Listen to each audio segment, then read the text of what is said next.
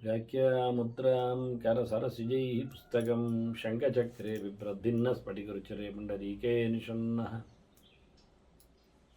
अम्लानश्रीरमृतविशदैरंशविप्लावयन् मामाविर्भूयादनगमहिमा मानसे वागधीशः नमस्ते प्राणेश प्रणतविभवाय वनिमगाः नमः स्वामिन् रामप्रियतमनुमन् गुरुगुण नमस्तुभ्यं भीमप्रभरतमकृष्णेष्टभगवन् नमः श्रीमन्मध्वप्रदिशसदृशन्नो जय जय श्रीगुरुभ्यो नमः नारायणं सुरगुरुं जगदेकनाथं भक्तप्रियं सकललोकनमस्कृतं च त्रैगुण्यवर्जितमजं विभुमाद्यमीशं वन्दे भवग्रम् अमरासुरसिद्धवन्द्यं नारायणं नमस्कृत्य धनञ्चैव नरोत्तमं देवीं सरस्वतीं व्यासं ततो जयमुदीरये. ವೇದವ್ಯಾಸರ ಮಹಾಭಾರತದ ಚಿಂತಕರಿಗೆ ವಂದನೆಗಳು. ಶಾಂತಿ ಪರ್ವದ 456ನೇ ಪ್ರವಚನ. ಯಾಜ್ಞವಲ್ಕ್ಯರ ಮಾತುಗಳು ವಿಶೇಷವಾಗಿ ಸಾಂಖ್ಯಶಾಸ್ತ್ರದ ಬಗ್ಗೆ, ಯೋಗಶಾಸ್ತ್ರದ ಬಗ್ಗೆ ಜನಕರಾಜ ಕೇಳಿದ್ದಕ್ಕೆ ತಿಳಿಸಿಕೊಡ್ತಾ ಇದ್ದಾರೆ. ಮತ್ತೊಮ್ಮೆ ನಾವು ಭೀಷ್ಮರಿಂದ ಧರ್ಮರಾಜನಿಗೆ ಹೇಳುವ ನೆಲೆಯಲ್ಲಿ ಯೋಗವನ್ನು ಮತ್ತೊಂದು ಬಗೆಯಿಂದ ಕೇಳುತ್ತಾ ಇದ್ದೇವೆ. ಯಾಜ್ಞವಲ್ಕ್ಯರು ಹೇಳ್ತಾರೆ, ನಾಸ್ತಿ ಸಾಂಖ್ಯ ಸಮಂ ಜ್ಞಾನಂ ನಾಸ್ತಿ ಯೋಗ ಸಮಂ ಬಲಂ ಅಂತ. ಅರಿವಿನ ನೆಲೆಯಲ್ಲಿ ನೋಡಿಕೊಂಡ್ರೆ ಸಾಂಖ್ಯಕ್ಕಿಂತ ಮಿಗಿಲಾದದ್ದು ಇಲ್ಲ ಅಂತ. ಅಂದರೆ ಎಷ್ಟು ದೊಡ್ಡ ಮಟ್ಟಿನಲ್ಲಿ ಸಾಂಖ್ಯಶಾಸ್ತ್ರ ಬೆಳೆದಿತ್ತು ನೋಡಿ. ಇವತ್ತೇ ನಿರೀಶ್ವರ ಸಾಂಖ್ಯವಾಗಿ 10-40 ಪ್ರಕಾರಗಳಲ್ಲಿ ಹೊತ್ತಗೆಗಳು ಹೊರಗೆ ಬಂದಿವೆ. ಆದರೆ ಅದು ಶ್ರೇಶ್ವರ ಸಾಂಖ್ಯ. ಅದು ಭಗವಂತ ಕಪಿಲ ಇಂಟ್ರೊಡ್ಯೂಸ್ ಮಾಡಿದ ಶಾಸ್ತ್ರ. ಹೇಗೆ ಇವತ್ತು ಯೋಗಶಾಸ್ತ್ರ ದತ್ತ ಕೊಟ್ಟದ್ದಿಲ್ಲವೋ ಹಾಗೆ ನಾವು ಕಪಿಲ ಕಳ್ಕೊಂಡಿದ್ದೇವೆ. ಆದರೆ ಸಾಂಖ್ಯಶಾಸ್ತ್ರಕ್ಕೆ ಮಿಗಿಲಾದ ಶಾಸ್ತ್ರ ಇಲ್ಲ, ಸಾಂಖ್ಯಜ್ಞಾನಕ್ಕಿಂತ ಮಿಗಿಲಾದ ಜ್ಞಾನ ಇಲ್ಲ. ಹಾಗೆ ಯೋಗಕ್ಕಿಂತ ಮಿಗಿಲಾದ ಬಲ ಇಲ್ಲ. ಯೋಗಕ್ಕೆ ಬಲ ಅದೇನು ಹೇಳ್ತಾರೆ ನೋಡಿ. ಇದೆ ಕೆಲವು ಗೆರೆಗಳು ಮಗದೊಮ್ಮೆ ನಾವು ಅದರ ಚಿಂತನೆ ನಡೆಸಿದಾಗ ಬೇರೆಯವರಿಂದ ಬೇರೆ ಗೆರೆಗಳು ಬರ್ತವೆ. ಎಷ್ಟು ಶುದ್ಧವಾಗಿ ಹೇಳಿದ್ ನೋಡಿ. ನಾಸ್ತಿ ಸಾಂಖ್ಯ ಸಮಂ ಜ್ಞಾನಂ ನಾಸ್ತಿ ಯೋಗ ಸಮಂ ಬಲಂ ಅಂತ. ಪ್ರಯೋಗಕ್ಕೆ ಬಲ ಇದೆ, ಆ ಯೋಗ ನಮ್ಮಲ್ಲಿ ಸಿದ್ಧಿ ಆಗಲಿಲ್ಲ. ಅರಿವೇನೋ ಸಂಪಾದನೆ ಮಾಡಲಿಕ್ಕೆ ಕಷ್ಟಪಡ್ತೇವೆ, ಅದನ್ನು ಪ್ರಾಕ್ಟಿಕಲಿ ಬಲಿಷ್ಠವನ್ನಾಗಿಸಲಿಕ್ಕೆ ನಮ್ಮಲ್ಲಿ ಬೇಕಾಗಿರತಕ್ಕಂತಹ ಪ್ರಯೋಗ ಚಿಂತನೆಗಳು ಇಲ್ಲ. ಏನದು ಬಲ? ಇವರು ಹೇಳಿಕೊಡೋದ್ರಲ್ಲಿ ಏನು ಸಿಗ್ತದೆ ನೋಡೋ ಮುಂದಿನ ಮಾತುಗಳೆಲ್ಲ. ಜನರು ಮಾತ್ರ ತಾವು ಉಭೌ ಏಕಚರ್ಯವು ತೌ ಉಭೌ ಅನಿಧನವು ಸ್ಮೃತವು ಪೃಥಕ್ ಪೃಥಕ್ ಪ್ರಪಶ್ಯಂತಿ. ಈ ಅಬುದ್ಧಿ ರತಾಹ ನರ. ಸರಿಯಾಗಿ ಚಿಂತನೆ ಮಾಡದವರು, ಬುದ್ಧಿ ಇಲ್ಲದವರು ಇವೆರಡನ್ನು ಬೇರೆ ಅಂತ ಹೇಳ್ತಾರೆ. ಪೃಥಕ್ ಪೃಥಕ್ ಪ್ರಪಶ್ಯಂತಿ. ಆದರೆ ಎರಡು ಸಹ ಒಂದೇ. ಏಕಚರ್ಯವು ಒಂದೆರಡೆಗೆ ಸಾಗುವಂತಹ ಮಾರ್ಗಗಳು ಎರಡು ಸಹ ನಮ್ಮನ್ನು ಉದ್ಧಾರ ಮಾಡುವಲ್ಲಿ ಮತ್ತೆ ಸಾವು ಹುಟ್ಟುಗಳಿಗೆ ಬಾರದಂತೆ ಮಾಡುವಲ್ಲಿ ಸಫಲಗಳು. ಆದರೆ ಜನರಿಗೆ ಅರ್ಥ ಆಗ್ತಾ ಇಲ್ಲ. ಯದೇವ ಯೋಗಾ ಪಶ್ಯಂತಿ ತತ್ ಸಾಂಖ್ಯೈರಪಿ ದೃಶ್ಯತೆ. ಯೋಗಿಗಳಿಗೇನು ಕಾಣುತ್ತದೆ, ಯೋಗದಿಂದ ನೀವೇನನ್ನು ಕಾಣಬೇಕು ಅಂತ ಭಗವಂತನ ವೈಭವವನ್ನು ಗಮನಿಸ್ತೀರಿ, ಅದನ್ನು ಸಾಂಖ್ಯರು ಸಹ ಜ್ಞಾನದಿಂದ ಅಂತ ಭಗವಂತನನ್ನು ಕಾಣ್ತಾರಲ್ಲವ. ಯೋಗದಲ್ಲಿ ಇದು ಎರಡು ಮುಖ. ಇವತ್ತು ಈ ಗೆರೆಯಲ್ಲಿ ಅರ್ಥ ಆಗುತ್ತೆ ನಮಗೆ. ಅದೇನು ಅಭಿಪ್ರಾಯ ಎನ್ನುವುದು ನನಗಲ್ಲಾದರೂ ಅಭಿಪ್ರಾಯ ನಾನು ನಿಮಗೆ ಹೇಳಬಹುದು. ರುದ್ರ ಪ್ರಧಾನಾನ್ ಅಪರಾನ್ ವಿಧಿ ಯೋಗಾನ್ ಅರಿಂದಮ. ಯಾಜ್ಞವಲ್ಕ್ಯರು ಹೇಳ್ತಾರೆ, ಯೋಗದ ಮಾರ್ಗದಲ್ಲಿ ರುದ್ರ ಪ್ರಧಾನ ಅಂತ. ಹಾಗಾದರೆ ಸಾಂಖ್ಯ ಮಾರ್ಗದಲ್ಲಿ ವಾಯು ಪ್ರಧಾನ ಅಂತ ಆಯ್ತಲ್ಲ. ವಿಷಯ ನೋಡಿ ಹೇಗಿದೆ ಅಂತ. ಹಾಗಾಗಿ ಪ್ರಾಣಪ್ರಧಾನವಾಗಿ ವಾಯುಪ್ರಧಾನವಾಗಿ ಬ್ರಹ್ಮಪ್ರಧಾನವಾಗಿ ಜ್ಞಾನವನ್ನು ಆದ್ದರಿಂದ ಬಳಿಕ್ತಾದತ್ವವಿಷೇಧಾಯಿ ದರ್ಶತಂ ಹೇಳಿ ಪ್ರಾಣತತ್ವವನ್ನು ನಾವು ಜ್ಞಾನದ ನಿಧಿಯನ್ನಾಗಿ ಗಮನಿಸ್ತೇವೆ, ಗುರುತಿಸ್ತೇವೆ. ಸತ್ಯಜ್ಞಾನಮನಂತಂ ಬ್ರಹ್ಮ ಅಂತ ಭಗವಂತನನ್ನು ಜ್ಞಾನ ಪ್ರಕಾರದಲ್ಲಿ ತೋರಿಸ್ತೇವೆ. ಭಗವಂತನ ನೇರ ಪಡಿಯಚ್ಚುವಾಗಿ ಪ್ರಾಣನನ್ನು ಪ್ರಧಾನವಾಗಿ ನೋಡುತ್ತೇವೆ. ಹಾಗಾಗಿ ಅವನು ಹೇಳುವಾಗಲೂ ತಿಳಿಸಿಕೊಟ್ಟಾಗಲೂ ಬಹಳ ಅದ್ದೂರಿಯಾಗಿ ಪ್ರಾಣತತ್ವವನ್ನು ಜ್ಞಾನ ಅಂತ ಹೇಳುತ್ತಾರೆ. ಯೋಗದಲ್ಲಿ ಇಲ್ಲ ಹೇಳಲಿಲ್ಲ, ಆದರೆ ಇತ್ತ ಮುಖದಲ್ಲಿ ಯೋಗ ಪ್ರಧಾನವಾಗಿ ರುದ್ರದೇವರಿದ್ದಾರೆ. ಹಾಗಾಗಿ ಎರಡು ಪ್ರಕಾರದಿಂದ ಭಗವಂತನ ಉಪಾಸನೆ ಎನ್ನುವ ಮುಖದಲ್ಲಿ, ಎರಡು ಪ್ರಕಾರ ಅಂದರೆ ಎದುರು, ಇಬ್ಬರಿಗೆ ಎರಡು ಬೇಕೆ. ಅದು ಗೊತ್ತು ನಮಗೆ. ಏಕಂ ಸಾಂಖ್ಯಂಚ ಯೋಗಂಚ ಅಂತ ಕಳೆದ ಬಾರಿ ಬಂದಿತ್ತು, ಈ ಬಾರಿ ಬಂದಿದೆ. ಮಹಾಭಾರತದಲ್ಲಿ 3-4 ಬಾರಿ ಅದು ಮಾತು ಸಿಗ್ತದೆ. ಹಾಗಾಗಿ ಪ್ರಾಣನು ಜ್ಞಾನಪ್ರಧಾನದಲ್ಲಿ ಭಗವಂತನ ಸೇವೆಯಲ್ಲಿರತನು. ಪ್ರಾಣ ಅಂದರೆ ಬ್ರಹ್ಮನು ವಾಯು ಇಬ್ಬರು ಒಂದೇ. ಇತ್ತ ಗರುಡಶೇಷ ರುದ್ರರು, ಶೇಷನೇ ಶಿವ, ಆದ್ದರಿಂದ ಗರುಡಶೇಷರು ಅತ್ತ ಬ್ರಹ್ಮಮಾಯುಗಳು, ಇತ್ತ ಗರುಡಶೇಷರು ಇಬ್ಬರಿದ್ದಾರೆ. ಬ್ರಹ್ಮಮಾಯುಗಳು ಭಗವಂತನ ಕಾಸಾ ಮಕ್ಕಳಾಗಿ, ನೇರ ಮಕ್ಕಳಾಗಿ, ಗರುಡಶೇಷರು ಭಗವಂತನ ನೇರ ಸೇವೆಯವರಾಗಿ, ಆಸನ ಮತ್ತು ವಾಹನರಾಗಿ. ಇವರ ಸೇವೆ ಯೋಗ ಪ್ರಧಾನವಾದದ್ದು, ಇವರ ಸೇವೆ ಜ್ಞಾನ ಪ್ರಧಾನವಾದದ್ದು. ಎಷ್ಟು ಚೆನ್ನಾಗಿದೆ! ಒಂದು ಸಾಂಖ್ಯ, ಒಂದು ಯೋಗ, ಒಂದು ಕಪಿಲ, ಒಂದು ದತ್ತ. ಇದು ಬಹಳ ಸುಂದರವಾದಂತಹ ಒಂದು ಕಾನ್ಸೆಪ್ಟ್. ಇಲ್ಲಿ ಸ್ಪಷ್ಟ ಹೇಳಲಿಲ್ಲ, ನಾನು ಹೇಳಿದ್ದದನ್ನು, ಅದನ್ನು ಅನುಸಂಧಾನ ಮಾಡಲಿಕ್ಕೆ ಹೇಳುವಂತಹ ಕ್ರಮ ಹೀಗೆ ಎರಡು ಮುಖ್ಯಗಳಾದ್ರಿಂದಲೇ ಶಿವ ಬಹಳ ಯೋಗಿಯಾಗಿ, ತಪಸ್ವಿಯಾಗಿ, ಧ್ಯಾನದಲ್ಲಿ ನೆಲೆಗೊಂಡ ಮತ್ತು ಮನೋಭಿಮಾನಿ ಅವನು. ಹಾಗಾಗಿ ಪ್ರಾಣ 10 ಇಂದ್ರಿಯವನು, 10 ಇಂದ್ರಿಯಗಳ ಸೇವೆಯಲ್ಲಿ ಇರಲಾಗಿ ಅವನು. ಅದರಿಂದ ಬಾಯಿಯ ಸೇವೆ, ಕಿವಿಯ ಸೇವೆ, ಪಾಠ, ಪ್ರವಚನ, ಚಿಂತನೆ, ಕಣ್ಣಿನ ಸೇವೆ, ಅಧ್ಯಯನ, ದರ್ಶನ, ಅದಕ್ಕೆ ಬೇಕಾದಂಥ ಗುರು ಶುಶ್ರೂಷೆ, ಗಮನ, ಅದರಿಂದ ಪಾದ, ಪಾಣಿ, ಹೀಗೆ ಸರ್ವ ಇಂದ್ರಿಯಗಳ ವ್ಯಾಪಾರಗಳಲ್ಲಿ ಪ್ರಾಣ, ಬಾಹ್ಯೇಂದ್ರಿಯಗಳಲ್ಲಿ, ಜ್ಞಾನದ ಮುಖಗಳಲ್ಲಿ, ಇತ್ತ ಮನೋ ಚಿಂತನೆಯಲ್ಲಿ, ಮನಸ್ಸಿನ ವಿಚಾರಗಳಲ್ಲಿ ರುದ್ರದೇವ ಅಂತರಿಂದ್ರಿಯದಲ್ಲಿ ಅವನಿಗೊಂದೇ. ಮನಸ್ಸು, ಬುದ್ಧಿ, ಅಹಂಕಾರ 3 ಮುಖ ಇದೆ ಅಲ್ಲಿ. ಈ ರೀತಿಯಾಗಿ ಬಹಳ ಸುಂದರವಾಗಿ ಇದನ್ನು ಗುರುತಿಸುವಾಗ ಈ ಗೆರೆ ನಮ್ಮನ್ನು ಅನುಸಂಧಾನಕ್ಕೆ ತರ್ತದೆ. ರುದ್ರ ಪ್ರಧಾನಾನಪರಾನ್ ಯೋಗಾನ್ ವಿದ್ಧಿ ಅಂತೇಳಿ ತಿಳಿಸಿಕೊಟ್ಟಾಗ ಅವನದಕ್ಕೆ ಪರಂಪರೆಯವ, ಮೂಲ ಪರಂಪರೆಯವ ಅಂತ. ಅದಕ್ಕೂ ಮೊದಲು ತಪಸ್ಸು ಮಾಡಿಕೊಂಡು ಧ್ಯಾನದಲ್ಲಿ ಕೂತವನು ಬ್ರಹ್ಮದೇವ ಇದ್ದಾನೆ, ಅದು ಬೇರೆ. ಅದು ಲೋಕಕ್ಕೆ ಬಂದಾಗ ಅಂತ ಅವನು ಜ್ಞಾನದ ಮಾರ್ಗದಲ್ಲಿ, ಆದ್ದರಿಂದ ಅವನು ವೇದವನ್ನು ತಂದವ, ವೇದವನ್ನು ಹಿಡಿದವ. ಇವನು ಯೋಗ ಮುದ್ರೆಯಲ್ಲಿ ಕೂತವ, ಶಿವನ ಚಿಂತನೆ ಮಾಡುವಾಗ ಯೋಗ ಮುದ್ರೆಯಲ್ಲಿ ಕೂತದ್ದು. ಬ್ರಹ್ಮದೇವ ಅಧ್ಯಯನದಲ್ಲಿ ಪುಸ್ತಕ ಹಿಡಿದಿದ್ದಾನೆ, ಕಮಂಡಲು ಹಿಡಿದಿದ್ದಾನೆ, ಸರಮಾಲೆ ಹಿಡಿದಿದ್ದಾನೆ, ಅಕ್ಷಮಾಲೆ ಎಲ್ಲ ಜಪಕ್ಕೆ, ಅಧ್ಯಯನಕ್ಕೆ, ಓದಿಗೆ ಅಲ್ಲ. ಹಾಗಾಗಿ ಅವನನ್ನು ಜ್ಞಾನದ ಮುದ್ರೆಗಳಲ್ಲಿ ಅವನನ್ನು ಅರ್ಥ ಮಾಡಲಿಕ್ಕೆ ಬರ್ತದೆ. ಇವನನ್ನು ಹೀಗೆ ರುದ್ರನನ್ನು ಯೋಗಿಯಾಗಿ ನಾವು ನೋಡಲಿಕ್ಕೆ ಬರ್ತದೆ. ಇಲ್ಲಿ ಒಂದು ಗೆರೆಯಿಂದಾಗಿ ಮಹಾಭಾರತದ ಈ ಒಂದು ಪ್ರಭೇದವನ್ನು ಗಮನಿಸಲಿಕ್ಕೆ ಆಗ್ತದೆ. ತೇನೇವ ಚಾದ ದೇಹೇನ ವಿಚರಂತಿ ದಿಶೋದಶ ಯಾವತ್ತಿ ಪ್ರಳಯಸ್ತಾತ ಸೂಕ್ಷ್ಮೇಣ. ಬಹಳ ಅದ್ದೂರಿಯಾದಂತಹ ಕೆಲವು ಮಾತುಗಳನ್ನು ಯೋಗದ ಪ್ರಕಾರದಲ್ಲಿ ಏನಾಗ್ತದೆ ಅಂತ ಹೇಳಿದ್ದಲ್ಲ.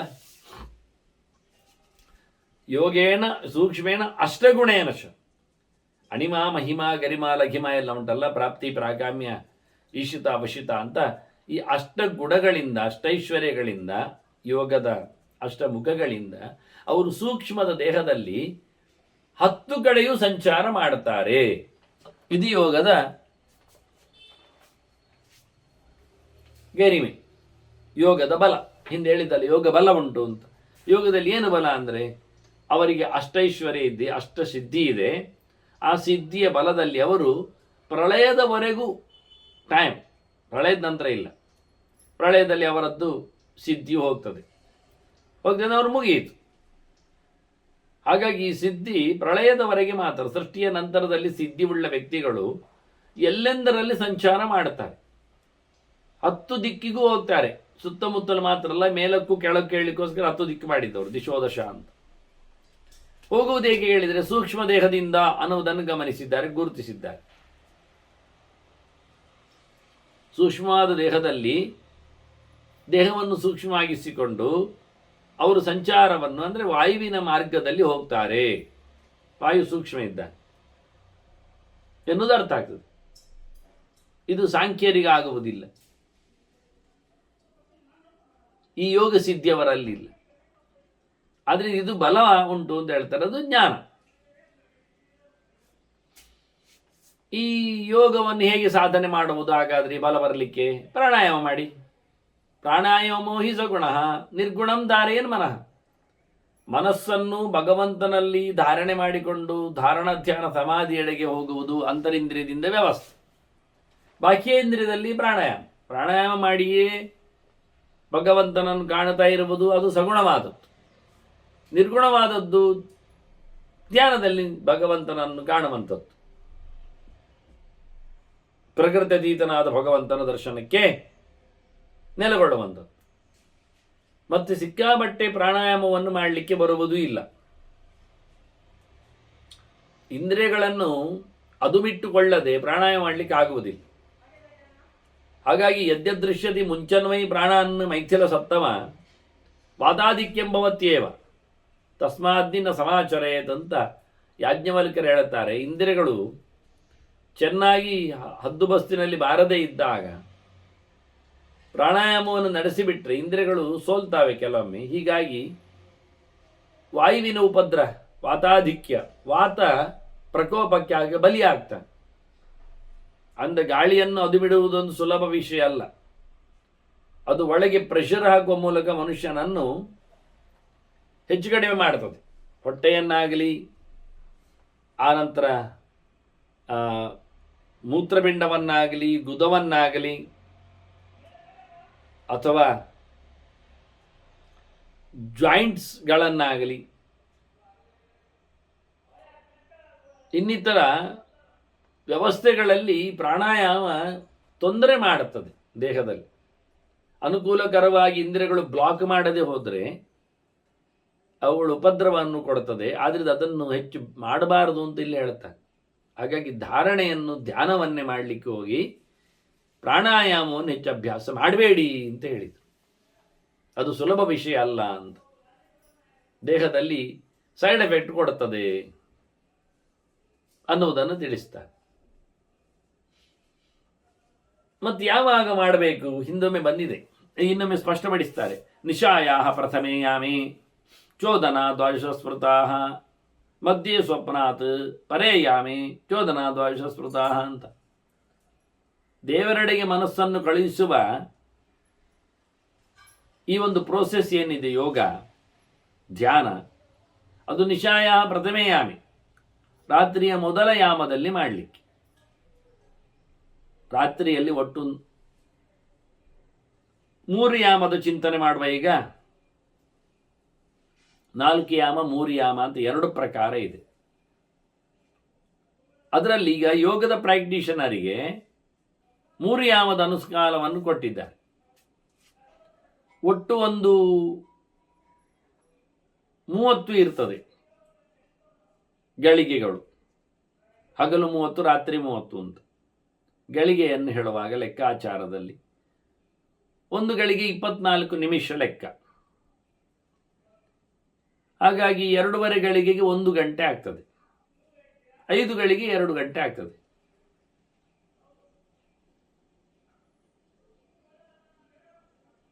ಹಾಗೆ 30 ಗಳಿಗೆಗೆ 12 ಗಂಟೆ ಆಗ್ತದೆ. 5 ಗಳಿಗೆಗೆ 2 ಗಂಟೆ, 5 6ರಲ್ಲಿ 30, 6 2ರಲ್ಲಿ 12, 12 ಗಂಟೆ ಆಗ್ತದೆ.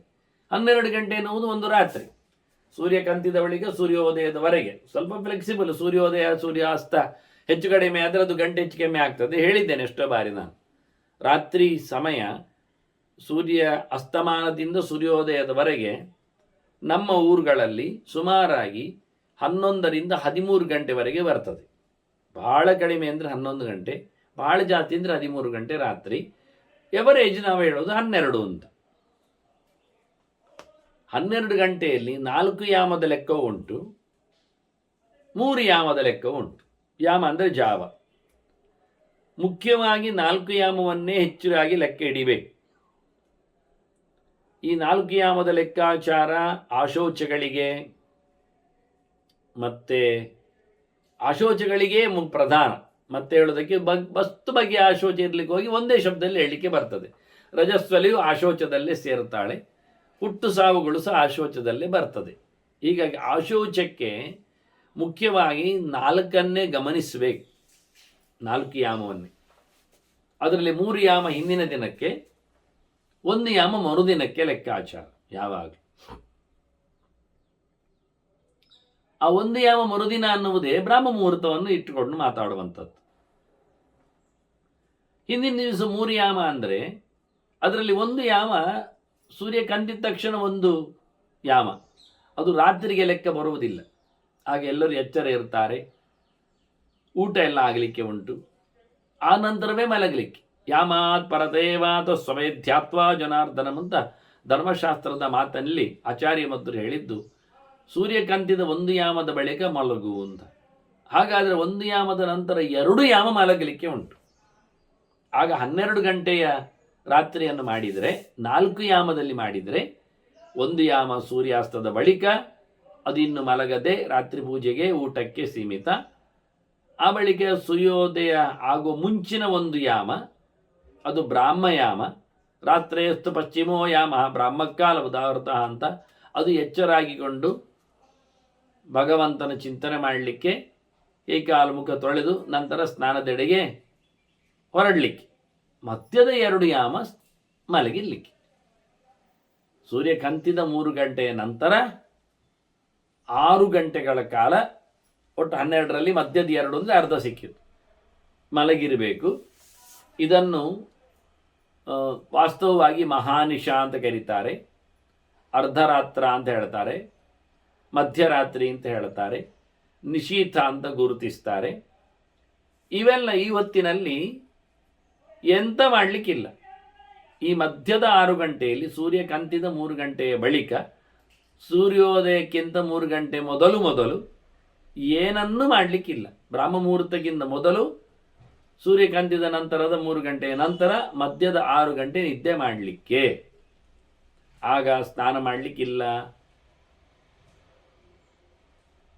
ಲೆಕ್ಕಾಚಾರದಲ್ಲಿ ಹಲ್ಲುಜ್ಜುವ ವ್ಯವಸ್ಥೆ ಇಲ್ಲ. ಇನ್ನು ಊಟ ಆಹಾರ ಸ್ವೀಕಾರ ಇಲ್ಲ. ಜಪ ಇಲ್ಲ ಹೇಳುವುದಿಲ್ಲ. ಜಪ ಎಷ್ಟೊತ್ತು ಯಾವಾಗಲೂ ಯಾರು ಮಾಡ್ಬೋದು. ಅಂತರಾಳೆ ತದೋದ್ಬುದ್ಧ ಸ್ಮರೇತ ಬಹುಶೌರಿ ಮುಂತ ಮಧ್ವಾಚಾರ್ಯರೇ ಮಧ್ಯರಾತ್ರಿಯಲ್ಲಿ ಎದ್ದು ಜಪ ಮಾಡಿ ಹೇಳಿದ್ದ. ಆದರೆ ಸಂಚಾರ ಇಲ್ಲ. ಈ ಮಧ್ಯರಾತ್ರಿಯ ಪೀರಿಯಡಲ್ಲಿ, ಮಧ್ಯರಾತ್ರಿ 6 ಗಂಟೆಯ ಪೀರಿಯಡಲ್ಲೇ ಪಾಂಡವರು ಪಾಂಚಾಲಕ್ಕೆ ತೆರಳುತ್ತಾ ಇದ್ದದ್ದು ದಾರಿಯಲ್ಲಿ. ಆಗಲೇ ಗಂಧರ್ವ ಅಡ್ಡ ಬಂದದ್ದು. ಅವ ಕೇಳುತ್ತಾನೆ, ಇದು ಬ್ರಾಹ್ಮಣರಿಗಲ್ಲದೆ, ಒಂದು ಸ್ವಲ್ಪ ಮಾತನ್ನು ಬದಲಿಸಿದಾನವ, ಬ್ರಾಹ್ಮಣರಿಗಲ್ಲದೆ ಇನ್ಯಾರಿಗೂ ನಡೆದಾಡುವ ಕಾಲ ಅಲ್ಲ ಅಂತ. ಬ್ರಾಹ್ಮಣರಿಗೆ ಯಾಕೆ ಹೇಳಿದ ಅಂದರೆ, ಬ್ರಾಹ್ಮಣರು ಧರ್ಮ ಚೌಕಟ್ಟು ತಪ್ಪಿ ಏನು ಕೆಲಸ ಮಾಡುವುದಿಲ್ಲ. ಎಲ್ಲಿಯೋ ಸಂಚಾರ ಮಾಡಿದ್ದಾರೆ ಅಂದರೆ ಏನೋ ಅವರಿಗೆ ಆಪತ್ತು ಇದೆ ಅಂತ ಅರ್ಥ. ಆದ್ದರಿಂದ ಅವರಿಗೆ ಎಕ್ಸಾಮಿಷನ್, ಅವರು ಮಾಡಬೇಕು ಅಂತ ಹೇಳಿದ್ದಲ್ಲ. ಮತ್ತು ಆ ಹೊತ್ತಿನಲ್ಲಿ ಆಶೋಚದ ವ್ಯವಸ್ಥೆಯಲ್ಲಿ, ಅಂದರೆ ಹೆರಿಗೆ ಆದರೆ ಸ್ನಾನ ಮಾಡಲಿಕ್ಕೆ ಬರ್ತದೆ, ಸತ್ತು ಹೋದರೆ ಸ್ನಾನ ಆಗಲಿಕ್ಕೆ ಉಂಟು, ಆನಂತರ ಗ್ರಹಣ ಇದ್ದರೆ ಸ್ನಾನ ಮಾಡಲಿಕ್ಕೆ ಬರ್ತದೆ. ಇಷ್ಟು ಸ್ನಾನಕ್ಕೆ ಮಾತ್ರ ಆ ಪೀರಿಯಡನ್ನು ಸ್ವಲ್ಪ ಗಮನಿಸಲಿಕ್ಕೆ ಬರ್ತದೆ. ಹೊರತುಪಡಿಸಿದರೆ ಇನ್ನು ಸಂಕ್ರಮಣಕ್ಕೆ ಲೆಕ್ಕ ಹಾಕಬಹುದು ಬೇಕಾದರೆ, ಗ್ರಹಣದ ಹಾಗೆ. ಆದರೆ ಊಟೋಪಚಾರಕ್ಕೆ, ಅಶನಪಾನಾದಿಗಳಿಗೆ, ಸಂಚಾರಕ್ಕೆ, ಇನ್ನು ದೀಕ್ಷಾ ವಿಧಾನಾದಿ ಹೋಮ ಹವನಗಳಿಗೆ ಇದ್ಯಾವುದಕ್ಕೂ ಅದು ಕಾಲ ಅಲ್ಲ. ಇದು ಪ್ರಧಾನವಾಗಿ ನಾವು ನೋಡಬೇಕಾದ. ಈಗ ಸೂರ್ಯೋದಯ 6 ಗಂಟೆ ಆದರೆ 3 ಗಂಟೆಯ ಮೊದಲು ಏನನ್ನೂ ಮಾಡುವಾಗಿಲ್ಲ, ಮಲಗಲಿಕ್ಕೆ ಮಾತ್ರ. 3 ಗಂಟೆಯ ನಂತರ ಶೌಚಾದಿಗಳನ್ನು ಮುಗಿಸಿಬಿಟ್ಟು ಮತ್ತೆ ನಿಜವಾಗಿ ದೇವರ ಚಿಂತನೆ ಮಾಡಲಿಕ್ಕೆ ಇರಲಿ, ಸ್ನಾನ ಮಾಡಿ ಮುಂದುವರಿಬಹುದು, ಅವನು ಪ್ರಾತರಾನ್ನಿಕೆಗಳಿಗೆಲ್ಲ ತೊಡಗಬಹುದು. ಅದಕ್ಕಿಂತ ಮೊದಲು ಮಾತ್ರ ಏನಾಗುವುದಿಲ್ಲ. ಅದಕ್ಕಿಂತ ಮೊದಲದ್ದು ಪೂರ್ತಿ ಹಿಂದಿನ ದಿನಕ್ಕೆ ಲೆಕ್ಕ. ಅದನ್ನು ನಾನು ಹೇಳಿದೆ, ಈ ಲೆಕ್ಕಾಚಾರ ಮಾಡುವವರಿಗೆ 4 ಯಾಮದಲ್ಲಿ ಕೊನೆಯ ಯಾಮ ಒಂದು ಬಿಟ್ಟರೆ ಮತ್ತೆ ಹಿಂದಿನ ರಾತ್ರಿಯ 3 ಯಾಮಗಳು ಹಿಂದಿನ ದಿನಕ್ಕೆ ಲೆಕ್ಕ. ಸೂರ್ಯೋದಯ 6ಕ್ಕೆ ಆದರೆ 3 ಗಂಟೆಯ ನಂತರ ಅದು ಮರುದಿನಕ್ಕೆ ಲೆಕ್ಕ, 3 ಗಂಟೆ ಹಿಂದಕ್ಕೆ ಅದು ಹಿಂದೆ ಲೆಕ್ಕ. ಈಗ ಇಲ್ಲಿ ಯೋಗದ ಲೆಕ್ಕಾಚಾರದಲ್ಲಿ ನಾವು 4 ಇಟ್ಕೊಳ್ಳಬಹುದು, 3 ಇಟ್ಕೊಳ್ಳಬಹುದು. ಯೋಗದ ಲೆಕ್ಕದಲ್ಲಿ ಯಾಕೆ ಹೇಳಿದೆ ಅಂದರೆ ಯೋಗಕಾರನಿಗೆ ನಡುರಾತ್ರಿ ಕಡಿಮೆ. ಇಲ್ಲೇನಾಯಿತು, 4 ಗಂಟೆ 3 ಯಾಮ ಮಾಡಿದರೆ 12 ಗಂಟೆಯನ್ನು 3 ಯಾಮದಲ್ಲಿ ವಿಭಾಗ ಮಾಡಿದರೆ ಒಂದೊಂದು ಯಾಮಕ್ಕೆ 4 ಗಂಟೆ ಬರ್ತದೆ. ಹಾಗಾಗಿ ಮೊದಲ 4 ಗಂಟೆ, ಮಧ್ಯದ 4 ಗಂಟೆ, ಕಡೆಯ 4 ಗಂಟೆ ಅಂತ ಲೆಕ್ಕ ಬರ್ತದೆ. ಮೊದಲ 4 ಗಂಟೆ, ಮಧ್ಯದ 4 ಗಂಟೆ ಮಾತ್ರ ಅವನಿಗೆ ಸ್ನಾನಕ್ಕೆ, ಅಲ್ಲ ಮಧ್ಯದ 4 ಗಂಟೆ ಮಾತ್ರ ಅವನಿಗೆ ನಿದ್ದೆ. ಯೋಗಿಗೆ ಆಗುವಾಗ ನಿದ್ದೆ ಕಡಿಮೆ ಮಾಡಲಿಕ್ಕೋಸ್ಕರ ಮಧ್ಯಯಾಮವನ್ನು ಕಮ್ಮಿ ಮಾಡಿದ್ರು. ಅಲ್ಲಿಯ 1 ಗಂಟೆ ತೆಗೆದ್ರು, ಇಲ್ಲಿಯ 1 ಗಂಟೆ ತೆಗೆದು 2 ಯಾಮಗಳನ್ನು ಕಮ್ಮಿ ಮಾಡುವ ಮೂಲಕ, 1 ಯಾಮ ಕಮ್ಮಿ ಮಾಡುವ ಮೂಲಕ ಆಚಿನೀಚಿನ 2 ಯಾಮದ 1 ಗಂಟೆಯನ್ನು ಇದರಲ್ಲಿ ಮೈನಸ್ ಮಾಡಿದ್ದಾರೆ. ಆ ಲೆಕ್ಕದಲ್ಲಿ ಇವತ್ತಿನ ಯಾಜ್ಞವಲ್ಕ್ಯನ ಮಾತನ್ನು ನಾವು ನೋಡಿದರೆ, ರಾತ್ರಿಯ ಮೊದಲ ಯಾಮ ನಿಶಾಯ ಪ್ರಥಮೇ ಯಾಮೆ ಅಂದರೆ 4 ಗಂಟೆ ಕಾಲ.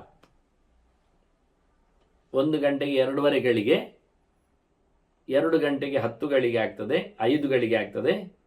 ಹಾಗಾಗಿ ಮತ್ತೆ 2 ಗಂಟೆಗೆ ಮತ್ತೆ 10 ಗಳಿಗೆ, ಹಾಗಾದ್ರೆ 20 ಸುಮಾರಾಗಿ ಅಂದರೆ 10-20 ಗಳಿಗೆ ನಮಗೆ ಸಿಗ್ತದೆ. ಈ 20 ಗಳಿಗೆಯಲ್ಲಿ ಲೆಕ್ಕಾಚಾರದಲ್ಲಿ ಇವರು ಹೇಳೋದು ಇಲ್ಲಿ ಚೋದನ ದ್ವಾದಶಸ್ಮೃತಃ ಅಂತ, 12 ಗಳಿಗೆ ಮಾತ್ರ ಅಂತ. 2:15 ಗಳಿಗೆಗೆ 1 ಗಂಟೆ, ಮತ್ತೆ 2:15 ಗಳಿಗೆಗೆ 5 ಗಂಟೆಗೆ ಆಯಿತು 10, 4 ಗಂಟೆಗೆ 10. ನಿಜವಾಗಿ 4 ಗಂಟೆಗೆ 10 ಗಳಿಗೆ ಆಗುವುದು. 2:15ಗೆ 1 ಗಂಟೆ ಆದರೆ 5 ಗಳಿಗೆಗೆ 2 ಗಂಟೆ, 4 ಗಂಟೆ 10 ಗಳಿಗೆ, ಇವರು 12 ಗಳಿಗೆ ಹೇಳುತ್ತಾರೆ. ದ್ವಾದಶಸ್ಮೃತ 12 ಗಳಿಗೆ ಅಂದರೆ ಜಾಸ್ತಿ ಆಯಿತು.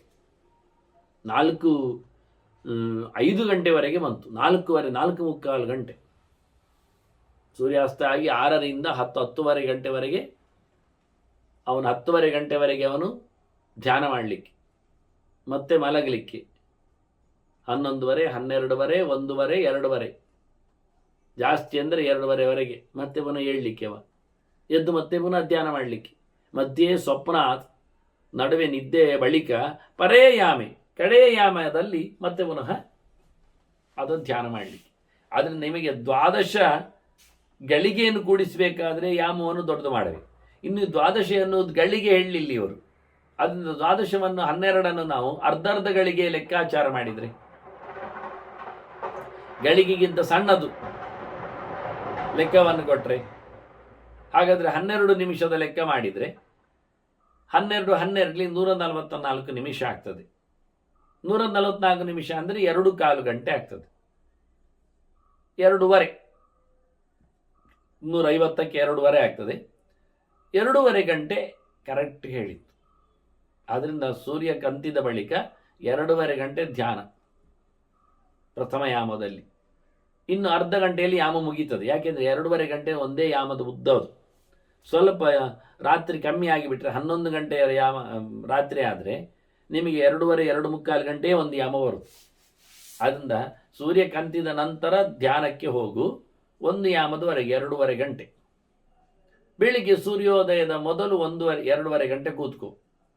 3 ಗಂಟೆ ಎದ್ದರೆ ಕೈಕಾಲು ಮುಖ ತೊಳೆದು ಶೌಚ ಬಹಿರ್ದೇಶ ಎಲ್ಲ ಮುಗಿಸಿ ಆತ 2:30 ಅಂತ ಕೂತ್ರೆ ಅಲ್ಲಿಗೆ ಸೂರ್ಯೋದಯ ಆಗ್ತದೆ. 2:30 ಗಂಟೆಯಲ್ಲಿ ಬೆಳಗಿನ ಯಾಮ. ಸೂರ್ಯ ಕಂತಿದ ಕೂಡಲೇ ಒಮ್ಮೆ ಕೂತ್ಕೋ, ಸೂರ್ಯ ಬರುವ ಮುಂಚೆ ಒಮ್ಮೆ ಕೂತ್ಕೋ ಅಂತಾರೆ. ಆ ನಂತರ ಸೂರ್ಯ ಬರ್ತಾನೆ. ಹೀಗೆ ಬಹಳ ಚಂದವಾಗಿ ಅದನ್ನು ಇದು ನಾನು ಹೇಳಿದೆ ಹಿಂದೊಮ್ಮೆ. ಯಾ ನಿಶಾ ಸರ್ವಭೂತಾನಾಂ ತಸ್ಯಾಂ ಜಾಗರ್ತ್ಯ ಸಂಯಮಿ ಅನ್ನೋದಕ್ಕಿದು ಭಾಷ್ಯ. ರಾತ್ರಿ ಎಚ್ಚರ ಇರ್ತಾನೆ ಯೋಗಿ, ಹಗಲಿಗೆ ಆತ ಎಚ್ಚರ ಇರುವುದಿಲ್ಲ. ಭೋಗಿಯಾದವ ರಾತ್ರಿ ಮಲಗಿರ್ತಾನೆ, ಹಗಲು ಎಚ್ಚರ ಇರ್ತಾನೆ ಅಂತ ನೋಡಿದ್ರ. ಯೋಗಿ ಯಾವಾಗ ರಾತ್ರಿ ಎಚ್ಚರ ಇರ್ತಾರೆ ಅಂದರೆ ಮೊದಲ ಯಾಮದಲ್ಲಿ ಮತ್ತೆ ಕಡೆ ಯಾಮದಲ್ಲಿ, ಮಧ್ಯೆಯಲ್ಲಿ ಅವನು ಮಲಗ್ತಾನೆ. ಮಧ್ಯೆ ಸ್ವಪ್ನಾದಿಲ್ಲಿ ಅದನ್ನೇ ಹೇಳಿ. ಅದನ್ನು 4 ಯಾಮದ ಲೆಕ್ಕವೇ ಮಾಡುವ, ದ್ವಾದಶ ಶಬ್ದಕ್ಕೆ 12 ನಿಮಿಷ ಅಂತ ಮಾಡುವ. 15 ನಿಮಿಷ ಮಾಡಿದರೂ ಪರವಾಗಿಲ್ಲ, 15 ನಿಮಿಷ ಮಾಡಿದರೂ 2ಕ್ಕೆ 1 ಗಂಟೆ ಆಗ್ತದೆ. 15 ನಿಮಿಷ ಮಾಡಿದರೆ 4ಕ್ಕೆ 1 ಗಂಟೆ ಆಗ್ತದೆ, 8ಕ್ಕೆ 2 ಗಂಟೆ ಆಗ್ತದೆ, 12ಕ್ಕೆ 3 ಗಂಟೆ ಆಗ್ತದೆ. ಅಂದ 3 ಗಂಟೆಗಿಂತ ಜಾಸ್ತಿಯ ಧ್ಯಾನವನ್ನು ಹೇಳುವುದಿಲ್ಲ. 2:15ರಿಂದ ಹಿಡಿದು 2:15ರಿಂದ ಹಿಡಿದು 2 ಗಂಟೆ 24 ನಿಮಿಷ.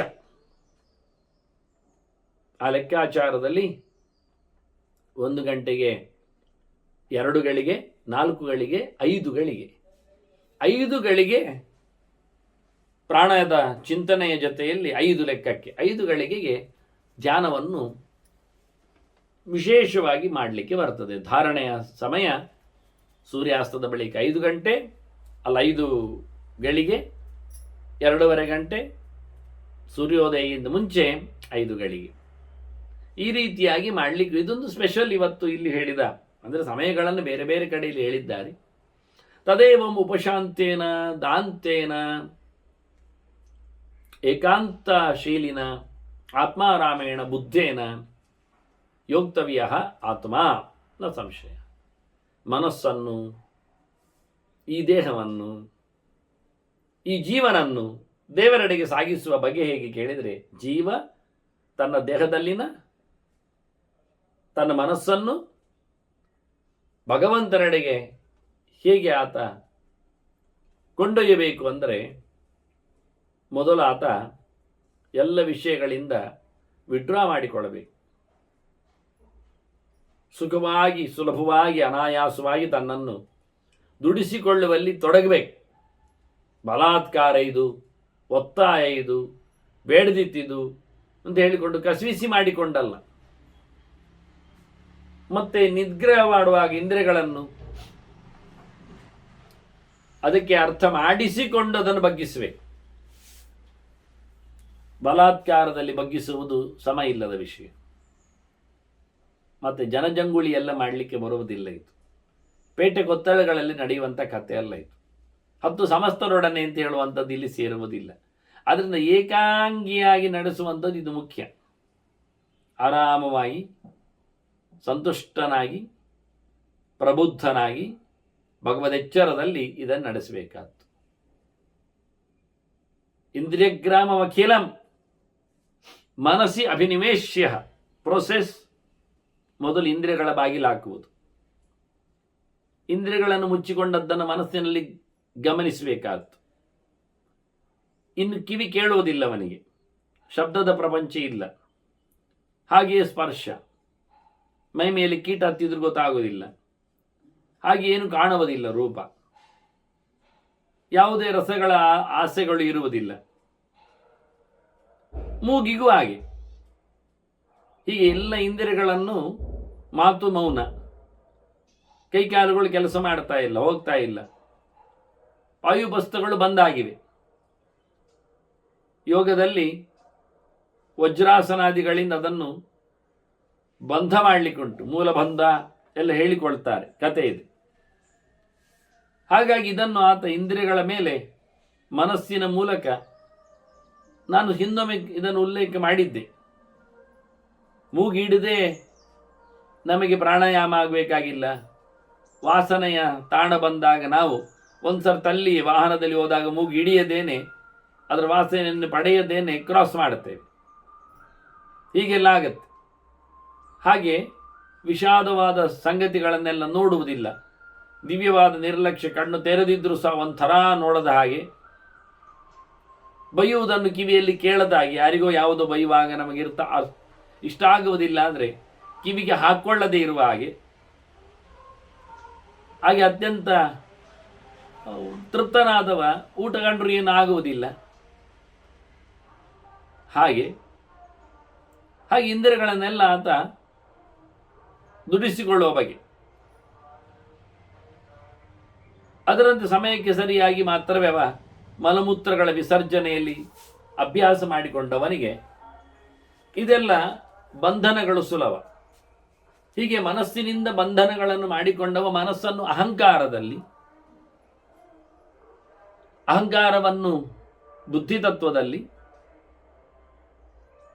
ಇಂದ್ರಿಯಗಳಲ್ಲಿ ಪ್ರಧಾನವಾದವ ಇಂದ್ರ ಅವನನ್ನು ಮತ್ತೆ ಸ್ಕಂದನಲ್ಲಿ ಚಿಂತನೆ ಮಾಡುವಾಗ ಮನಸ್ಸಿನ ಅಭಿಮಾನಿ, ಅವನಿಂದ ಅಹಂಕಾರದಲ್ಲಿ ಶಿವನನ್ನು ಬುದ್ಧಿತತ್ವದಲ್ಲಿ ಸರಸ್ವತಿಯಲ್ಲಿ, ಅಥವಾ ಬುದ್ಧಿಯನ್ನು ಸೇರಿಕೊಂಡಂತಹ ಚತುರ್ಮುಖನಲ್ಲಿ, ಮುಖ್ಯವಾಗಿ ಚತುರ್ಮುಖನನ್ನು ಪ್ರಕೃತವು ಮಹಾಲಕ್ಷ್ಮಿಯಲ್ಲಿ, ಆ ಮಹಾಲಕ್ಷ್ಮಿ ಭಗವಂತನ ತೊಡೆಯಲ್ಲಿ ಕೂತಾಗಿ ಅವನಲ್ಲಿ ಜೊತೆಯಲ್ಲಿ ಆಗಿ ಪುರುಷನಲ್ಲಿ ಏವಂ ಹಿ ಪರಿಸಂಖ್ಯಾಯ ತಥೋ ಧ್ಯಾಯಂತಿ ಕೇವಲ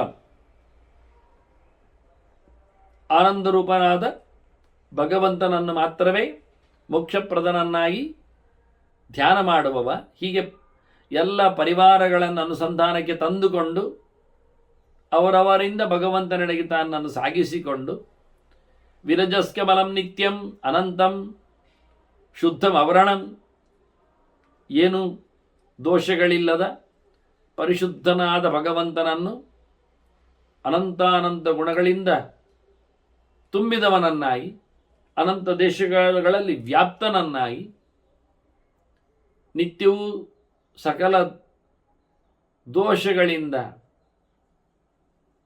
ದೂರನನ್ನಾಗಿಸಿಕೊಂಡು ಸಂಸಾರದ, ಈ ಪ್ರಪಂಚದ, ಈ ಪ್ರಾಕೃತದ, ಈ ಭೌತಿಕದ ಸಂಪರ್ಕಕ್ಕೆ ಲೇಪಕ್ಕೆ ಒಳಗಾಗದವನನ್ನಾಗಿ ತಸ್ತುಷಂ ಏಕಪ್ರಕಾರವಾಗಿ ಎಲ್ಲರೊಳಗೆ ಅಂತರ್ಯಾಮಿಯಾಗಿ ನೆಲೆಗೊಂಡವನನ್ನು ಪುರುಷಂ, ಪೂರ್ಣ ಷಡ್ಗುಣನನ್ನು ಸತ್ವಂ, ಸರ್ವಗುಣ ಸಂಪೂರ್ಣನನ್ನು ಸರ್ವತ್ರ ಸ್ಥಿತನನ್ನು, ಅಭೇದ್ಯಂ ಅಜರಾಮರಂ, ಯಾವುದರಿಂದಲೂ ತೊಂದರೆಗೊಳಗಾಗದವನಂತೆ, ಯಾವುದೇ ಪ್ರಕಾರದ ದೇಹ ಇಲ್ಲದ ಹುಟ್ಟು ಸಾವುಗಳಿಗೆ, ಮುದಿತನ ರೋಗಕ್ಕೆ ತುತ್ತಾಗದಿರುವ ಆ ದೇವರ ತತ್ವವನ್ನು ಶಾಶ್ವತಂಚಾಪ್ಯಂಚೈವ ಈಶಾನಂ ಬ್ರಹ್ಮ ಚ ಅದ್ವಯಂ, ಅಸಮಾನಾಧಿಕನಾದ ವ್ಯಕ್ತಿಯನ್ನು, ಇವನಿಗೆ ಸರಿಯಾದವನಿಲ್ಲ, ಉತ್ತಮನಾಗೋದು ಬಿಡಿ, ಪರಿಪೂರ್ಣನಾದ ವೇದವಾಚ್ಯನಾದ ಎಲ್ಲರೊಡೆಯನಾದ ಸುಖವನ್ನು ಕೊಡುವ, ಮುಖ್ಯವಾಗಿ ಯಾವುದನ್ನು ಕಳ್ಕೊಳ್ಳದೇ ಇರತಕ್ಕ ಏಕ ಪ್ರಕಾರದ ಭಗವಂತನ ಚಿಂತನೆಯನ್ನು ಆತ ಮಾಡ್ತಾನೆ. ಹೇಗುದಾಗ್ತದೆ ಧ್ಯಾನ ಮಾಡಿದ್ದು? ದೇವರ ಅನುಗ್ರಹ ಆದದ್ದಕ್ಕೆ, ಮನಸ್ಸು ಪ್ರಸನ್ನ ಆದದ್ದಕ್ಕೆ ಹೇಗುದಾಗ್ತದೆ? ಲಕ್ಷಣಂತು ಪ್ರಸಾದಸ್ಯ ಯಥಾತೃಪ್ತಃ ಸುಖಂ ಸ್ವಪೇತ್. ಒಬ್ಬ ವ್ಯಕ್ತಿ ಯೋಗದಲ್ಲಿ ಅನುಸಂಧಾನ ಮಾಡಿದ್ದು ಸರಿಯಾಗಿದೆ ಅಂತಾದರೆ ಅವನಿಗೆ ಒಳ್ಳೆ ಖುಷಿಯಲ್ಲಿ ನಿದ್ದೆ ಬರ್ತದಂತೆ ನೋಡಿ. ಅದನ್ನು ಯೋಗಿ ನಿದ್ದೆ ಮಾಡ್ತಾನೆ ಅನ್ನೋದು ಸತ್ಯ. ಯಥಾ ತೃಪ್ತ ಸುಖಂ ಸ್ವಪೇತ್. ಒಬ್ಬ ಒಳ್ಳೆ ಊಟ ಮಾಡಿಕೊಂಡವ ಚಂದವಾದ ನಿದ್ದೆಯನ್ನು ಹೇಗೆ ಮಾಡ್ತಾನೋ, ನಾಳೆ ಊಟ ಇದೆ ಎನ್ನುವುದು ಗಟ್ಟಿಯಾದವನಿಗೆ ಇವತ್ತು ಸೊಗಸಾದ ನಿದ್ದೆ, ಇಲ್ಲಾಂದರೆ ಚಿಂತೆ ಇದ್ದರೆ ಯಾವುದು ಬರುವುದಿಲ್ಲಲ್ಲ. ಹಾಗಾಗಿ ಯಾರು ತೃಪ್ತನೋ ಬದುಕಿನಲ್ಲಿ ಅವನು ನಿಜವಾಗಿ ಒಳ್ಳೆಯ ನಿದ್ದೆ ಮಾಡ್ತಾನೆ. ಧೃತರಾಷ್ಟ್ರ ಹೇಳಿದ್ನಲ್ಲ ವಿದುರನಲ್ಲಿ, ನನಗೆ ನಿದ್ದೆ ಬರುವುದಿಲ್ಲ ಅಂತ. ಆಗ ಅವನು ಕೇಳಿದ, ನಿನಗೆ ತೃಪ್ತಿ ಇಲ್ಲ, ಯಾಕೆ ತೃಪ್ತಿ ಇಲ್ಲ ಅಂದರೆ, ನೀನು ಪಾಂಡವರ ಸಂಪತ್ತನ್ನು ಬಯಸ್ತಾ ಇದ್ದಿ. ಬಯಸುವುದು ಹೇಗೆ ಕೇಳಿದರೆ, ಈಗ ಬಂದಾಗಿದೆ, ದುರ್ದ್ಯೂತದಿಂದ ಒಟ್ಟು ಮಾಡಿದೆ, ಈಗ ಅವರು ಕೇಳಲಿಕ್ಕೆ ಬಂದಿದ್ದಾರೆ, ಹೇಳಿಕೊಂಡ ಸಮಯ ಮುಗಿದಿದೆ, ನಮ್ಮದು ಪಾಲು ಕೊಡಿ ಅಂತ ಹೇಳ್ತಾರೆ. ನಿಮಗೆ ಕೊಡಲಿಕ್ಕೆ ಸಂಕಟ ಆಗ್ತಾ ಉಂಟು. ಯಾಕೆ ಅದನ್ನು ನೀನು ಆಸೆ ಪಡ್ತಾ ಇದ್ದಿ. ಕಚ್ಚಿನ್ನ ಪರವಿತ್ತೇಶು ಗೃದ್ಧನ್ನ ಪರಿತಪ್ಯತೆ ಕೇಳಿದ್ದವ ವಿದುರ. ಏನಪ್ಪ, ಇನ್ನೊಬ್ಬರು ಸೊತ್ತಿನ ಮೇಲೆ ಕಣ್ಣುಂಟ ನಿನಗೆ? ಅದಿದ್ರೆ ನಿದ್ದೆ ಬರುವುದಿಲ್ಲ, ಅತೃಪ್ತ ಅಂತ ಅರ್ಥ. ನೀನು ನಾಳೆ ಅವರು ಹೊಡೆದಾದರೂ ತಗೊಂಡ್ಬಿಟ್ರೆ ಇಲ್ಲಾಗಿ ಹೋಗ್ತದೆ ಅಂತ ನಿನಗೆ ಹೆದರಿಕೆ ಉಂಟು. ತೃಪ್ತಿ ಇಲ್ಲ. ಮನುಷ್ಯನಿಗೆ ತೃಪ್ತಿ ಇಲ್ಲದಿದ್ದರೆ ಅದು ವೃತ್ತಿಯಲ್ಲಿ ಆಗಲಿ, ದುಡ್ಡಿನಲ್ಲಿ ಆಗಲಿ, ಬದುಕಿನಲ್ಲಿ ಆಗಲಿ, ಜನರಲ್ಲಿ ಆಗಲಿ, ಮನೆಯಲ್ಲಿ ಆಗಲಿ, ಮಂದಿಯಲ್ಲಿ ಆಗಲಿ, ಯಾವುದೇ ವಿಷಯದಲ್ಲಿ ಒಬ್ಬೊಬ್ಬರು ಒಂದು ರೀತಿಯಲ್ಲಿ ತೃಪ್ತಿ ಇಲ್ಲ. ಒಳ್ಳೆ ಸ್ಯಾಲರಿ ಇದ್ದರು, ಕೆಲಸ ಇದ್ದರು, ಚೆನ್ನಾಗಿ ಲೈಫ್ ಸೆಟ್ಲ್ ಆಗಲಿಲ್ಲ ಮಾರೇರೆ, ಮದುವೆ ಆಗಲಿಲ್ಲ ಹೇಳ್ತಾನೆ. ವೃತ್ತಿ ಇದ್ದ ತಕ್ಷಣ, ದುಡ್ಡಿದ್ದ ತಕ್ಷಣ ಮದುವೆ ಆಗ್ತದೆ ಹೇಳಲಿಕ್ಕೆ ಆಗುವುದಿಲ್ಲ.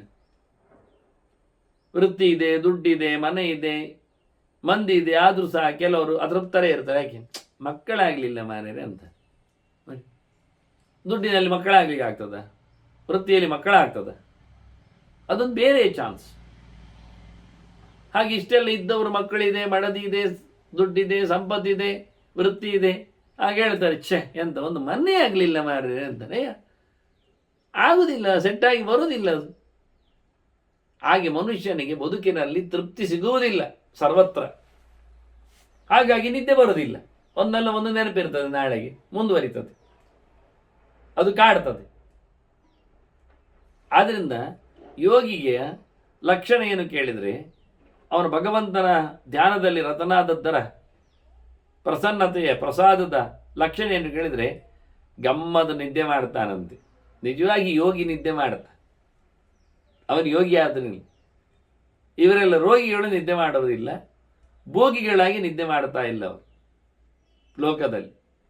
ಇದು ಲಕ್ಷಣ ಅಂತ. ಯೋಗಿ ಹೇಗಿರ್ತಾನೆ, ದೀಪದಂತೆ ಇರ್ತಾನೆ ನೋಡಿ. ಗಾಳಿಗಿಕ್ಕದ ದೀಪ ಹೇಗೆ ಸ್ಟ್ರಾಂಗ್ ಆಗಿ ಸ್ಟ್ರೈಟ್ ಆಗಿ ನೈಯ ಉರಿತಾ ಇರ್ತದೆ, ಉರಿಯುವುದು ಗೊತ್ತಾಗುವುದಿಲ್ಲ, ನಾನ್ ಶೇಕಿಂಗ್. ಹಾಗೆ ಯೋಗಿಯ ಲಕ್ಷಣ ಅಂದ್ರೆ ದೊಡ್ಡ ಬಂಡೆಯ ಮೇಲೆ ಬೇಕಾದಷ್ಟು ದೊಡ್ಡ ಮಟ್ಟಿನಲ್ಲಿ ಮೋಡದ ರಾಶಿ ಧಾರೆ ನೀರು ಸಾಯಿ ಇಳಿದ್ರೆ ಏನಾಗ್ತದೆ? ಏನಾಗುವುದಿಲ್ಲ. ದೊಡ್ಡ ಬಂಡೆ ಸುಮ್ಮನೆ ಇರ್ತದೆ.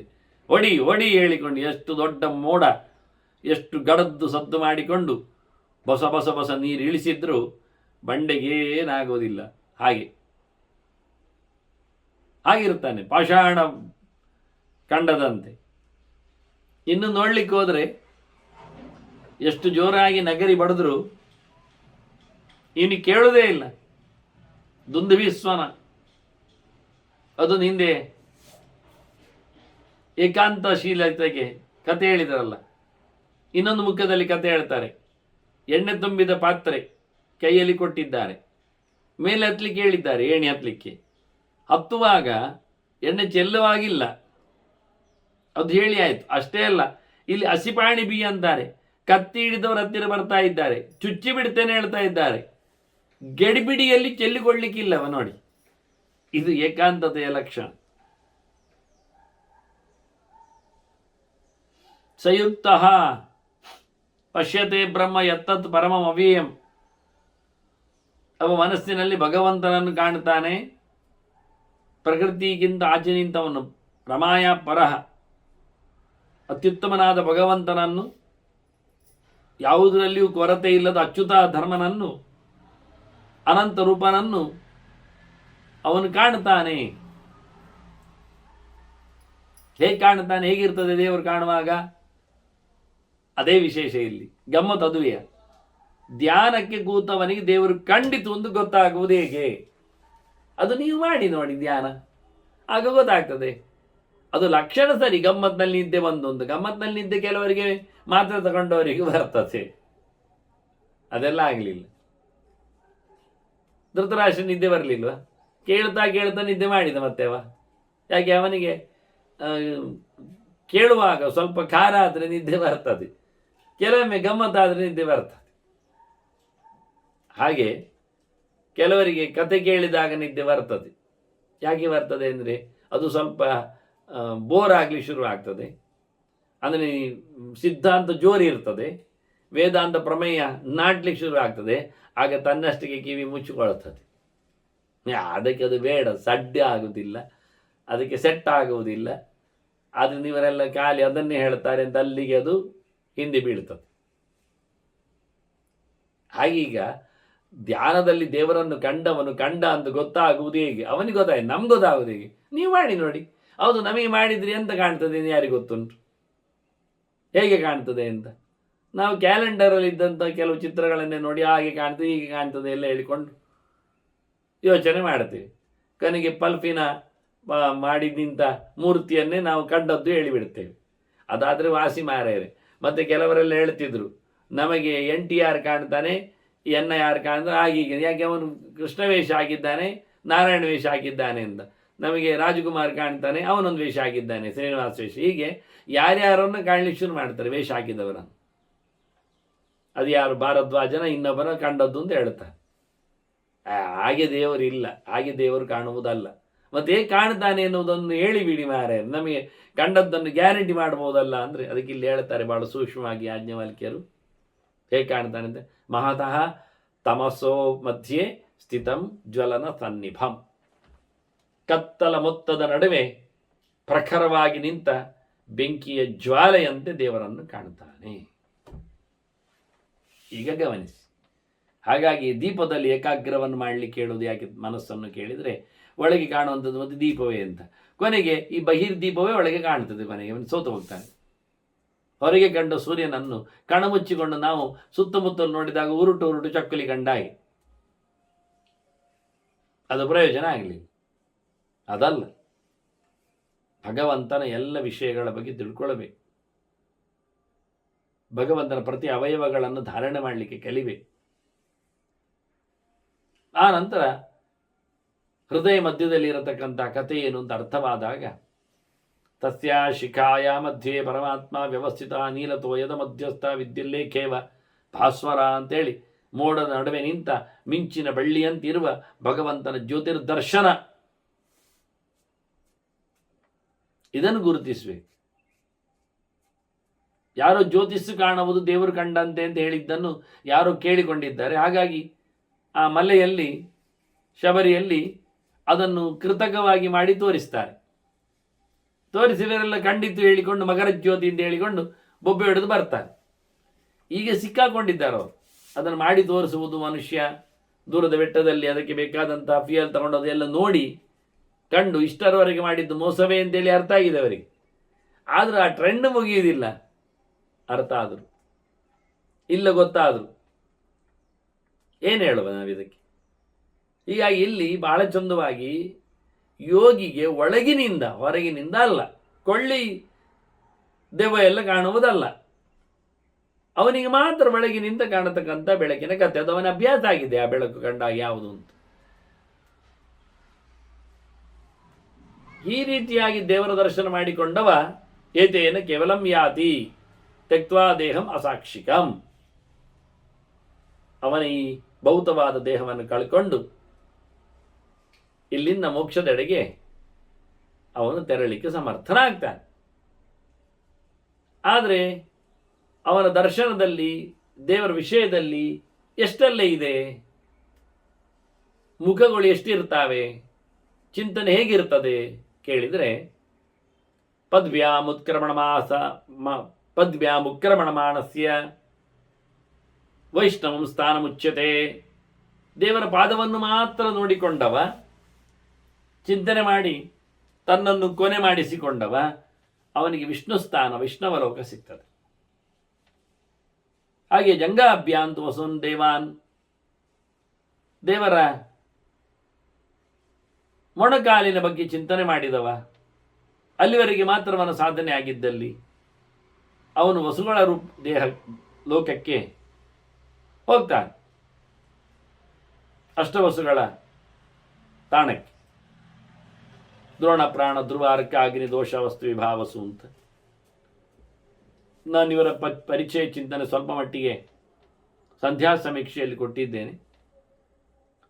ಜಾನುಭ್ಯಾಮ್ ಸಾಧ್ಯಾನ್, ಹಾಗೆ ಕಾಲು ಗಂಟಿನವರೆಗೆ ಚಿಂತನೆ ಮಾಡಿದ್ದೆ. ಸಾಧ್ಯ ದೇವತೆಗಳ ಒಳಗೆ ಅವರು 10 ಜನ ಇದ್ದಾರೆ, ಮುಖ್ಯ ಲೆಕ್ಕ ಉಂಟು. ಅದಕ್ಕೂ ಮೇಲಕ್ಕೆ ಪಾಯುಪಸ್ಥಗಳ ವಿಸರ್ಗೇಂದ್ರಿಯಗಳೆಡೆಗೆ ನಡು ಸೊಂಟಕ್ಕೆ ಚಿಂತನೆಯಲ್ಲಿ ಬಂದಾಗ ಅವನು ಮೈತ್ರ ಲೋಕಕ್ಕೆ, ಯಾಕೆಂದ್ರೆ ಅವನು ಮಿತ್ರ ಅದಕ್ಕೆ ದೇವತೆ ಆಗಿದ್ದಾನೆ, ಆದಿತ್ಯನಲ್ಲೊಬ್ಬ.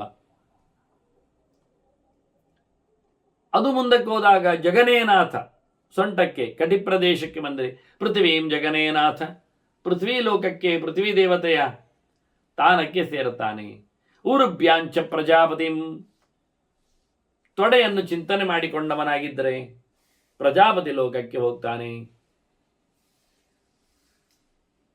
ಅದು ವೈಶ್ಯರ ತಾಣ. ಆದ್ರಿಂದ ಪಾರ್ಶ್ವಾಭ್ಯಾಂ ಮರುತೋ ದೇವಾನ್, ಪಕ್ಕೆಲುಬುಗಳ ಬದಿಯ ಚಿಂತನೆಯಲ್ಲಿ ಮರುದ್ದೇವತೆಗಳೆಡೆಗೆ ಸಾಕ್ತಾನೆ. ಅವರು 49 ಜನ ಇದ್ದಾರೆ. ನಾಸಾಭ್ಯಾಂ ಇಂದು ಮೇಮಚ, ಮೂಗಿನ ಚಿಂತನೆಗೆ ಬಂದರೆ, ಮೂಗಿನ ಮುಟ್ಟ ಅವನ ಸಂಧಾನ ಆಗಿದ್ದರೆ ಚಂದ್ರಲೋಕಕ್ಕೆ ಸೇರುತ್ತಾನೆ. ಬಾಹುಭ್ಯಾಂ ಇಂದ್ರಮಿತ್ಯಾಹು, ತೋಳುಗಳ ನೆಲೆಯಲ್ಲಿ ಆದರೆ ಇಂದ್ರನ ಲೋಕಕ್ಕೆ. ಉರಸ ರುದ್ರಮೇಮಚ, ಎದೆ ಭಾಗದಲ್ಲಿ ಚಿಂತನೆಗೆ ಬಂದಾಗ ರುದ್ರಲೋಕವನ್ನು ಪ್ರಾಪ್ತಿ ಮಾಡ್ತದೆ, ಅವನು ಪಡಿತಾನೆ. ಅಲ್ಲಿಂದ ಇನ್ನು ಮುಂದಕ್ಕೆ ಹೋದರೆ, ಮೇಲಕ್ಕೆ ಹೋದಾಗ ಅವನು ನರಲೋಕಕ್ಕೆ, ಶೇಷಲೋಕಕ್ಕೆ ಚಿಂತನೆಗೆ ಹೋಗ್ತಾನೆ.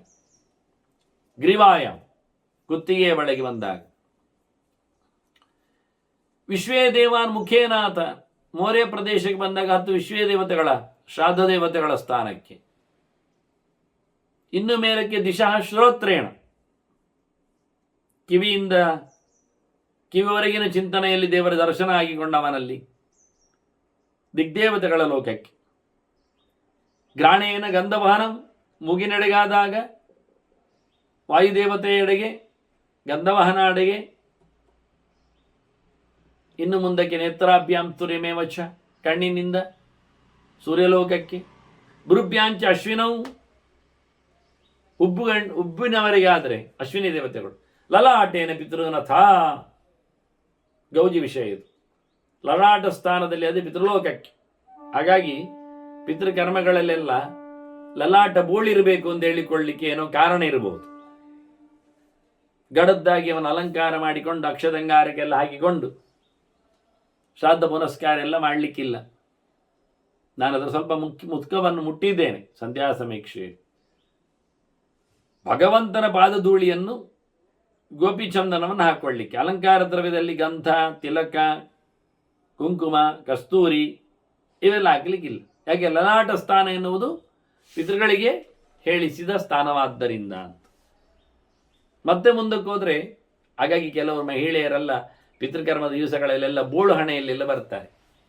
ಅದಕ್ಕೆ ಹೇಳಿದ್ರೆ ಯಾರು ಹೇಳಿಕೊಡ್ತಾರೆ ಗೊತ್ತಿಲ್ಲ. ಅಲ್ಲ, ನಿತ್ಯವೇ ಬೋಳು ಹಣೆಯವರೇ ಆಗಿರುವಾಗ ಆವತ್ತೊಂದಿನ ವಿಶೇಷ ಅಂತದ್ದು. ಮತ್ತೆ ಮೂರ್ಧ್ನ ಬ್ರಹ್ಮಾಂಡ ಮಾಪ್ನೋತಿ, ತಲೆಯಿಂದ ಹೋದಾಗ ಬ್ರಹ್ಮಲೋಕದೆಡೆಗೆ, ಭಗವಂತನೆಡೆಗೆ ಎನ್ನುವ ಈ ಚಿಂತನೆ ಒಂದು ಕ್ರಮ. ಅಂದರೆ ಹೋಗುವುದೆಲ್ಲವೂ ನೆತ್ತಿಯ ಮೇಲಿಂದಲೇ ಉತ್ಕ್ರಮಣ ಜೀವನದ್ದು. ಆದರೆ ಅವನ ಧ್ಯಾನದ ಚಿಂತನೆಯಲ್ಲಿ ಹೇಗಿರುತ್ತದೆ ಎನ್ನುವುದನ್ನು ಹೇಳಲಿಕ್ಕೋಸ್ಕರ ಪ್ರತ್ಯೇಕವಾದಂತಹ ಹೋದರು ಮತ್ತೆ ಬರಲಿಕ್ಕುಂಟು ಮತ್ತೆ ಹೋಗಲಿಕ್ಕುಂಟು. ಹಾಗೆ ಇದು ಅವಾಂತರವಾದ ಲೋಕಗಳ ಪ್ರಾಪ್ತಿಯನ್ನು ಸಾಧನೆಯಲ್ಲಿ ಹೇಳುತ್ತಾರೆ. ಇನ್ನು ಮುಂದಕ್ಕೆ ಅವನ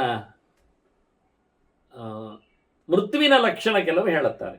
ಅದನ್ನು ಮತ್ತೆ ಸೇರಿದಾಗ ಯೋಗದ ಧ್ಯಾನದಲ್ಲಿ ನೆಲೆಯಲ್ಲಿ ಯಾವತ್ತು ಸಾಯ್ತಾನೆ ಎನ್ನುವುದು ಅವನಿಗೆ ಗೊತ್ತಾಗ್ತದೆ. ಅದಕ್ಕೇನು ಕುರುಹುಗಳು ಎನ್ನುವ ಬಗ್ಗೆ, ಚಿಹ್ನೆಗಳು ಅಂತ ಹೇಳುವ ಬಗ್ಗೆ ಅದು ಮುಂದಿನ ಚಿಂತನೆಯಲ್ಲಿ ನೋಡುವ. ವಂದನೆಗಳೊಂದಿಗೆ ಶ್ರೀಕೃಷ್ಣ ಅರ್ಪಣಮಸ್ತು. ನಾರಾಯಣ ನಾರಾಯಣ.